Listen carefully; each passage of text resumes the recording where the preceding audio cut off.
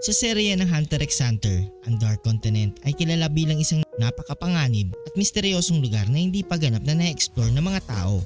Ito ay tahanan ng mga mapanganib na nilalang, kakaibang flora at iba pang mga mapanganib na higit pa sa mga ordinaryong hunters. Sa ganitong konteksto, ang isang teorya na nagsasabing may lihim na babala si Maha Soldic kay Silva at Sino tungkol sa hindi pa pagpapaintulot kay Killua na magpunta sa Dark Continent ay nagiging makabuluhan. Si Maha Soldic ay isa sa mga pinakamatandang miyembro ng Soldic family, kilala bilang isang maalamat na assassin. Ang kanyang karanasan at kaalaman ay hindi matatawaran, lalo na't siya ay nakalaban ni Isaac Netero, isa sa pinakamalakas na hunter sa kasaysayan. Ang kanyang karanasan sa mga delikadong misyon at lugar ay nagbigay sa kanya ng malalim na pag-unawa sa mga panganib na maaaring harapin ng kanyang pamilya. Ang teorya ay nagsasaad na bago pa man ipasa ni Maha ang pamumuno ng pamilya kay Silva at Sino, ibinigay niya ang isang mahalagang babala. Huwag hayaan na makasama si Killua sa Dark Continent hanggat hindi pa siya handa. Ito ay batay sa mga susunod na kadahilanan.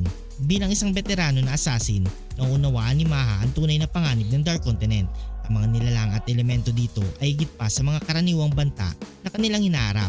Alam niya na kahit ang mga pinaka-skillful na hunters ay maaaring mamatay sa isang iglap. Bagaman si Killua ay isang napakagaling na assassin at hunter sa murang edad, ang kanyang kakayahan ay hindi pa ganap na hinog para sa mga panganib ng Dark Continent. Si Maha sa kanyang karanasan ay alam na ang pagsubok sa Dark Continent ay nangangailangan ng higit pa sa pisikal na lakas. Kailangan din ng matinding pag-unawa sa kalikasan ng lugar, pati na rin ang mental at emosyonal na kahandaan. Bilang pinakamatanda, may malalim na malasakit si Maha sa kanyang pamilya. Kanyang babala ay hindi lamang para kay Killua kundi pati na rin sa proteksyon ng buong Soldic family.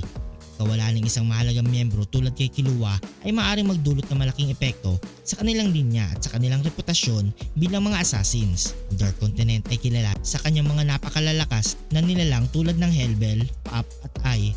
Ang mga nilalang na ito ay hindi lamang malalakas kundi nagtataglay ng mga kakaibang abilidad na hindi pa lubos na nauunawaan.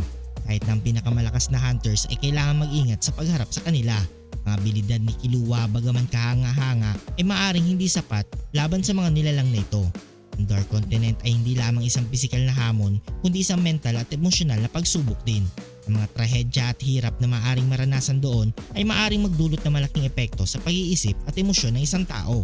Si Killua bagaman matapang at determinado ay maaari pang dumaan sa mas maraming karanasan upang maging ganap na handa sa ganitong uri ng pagsubok.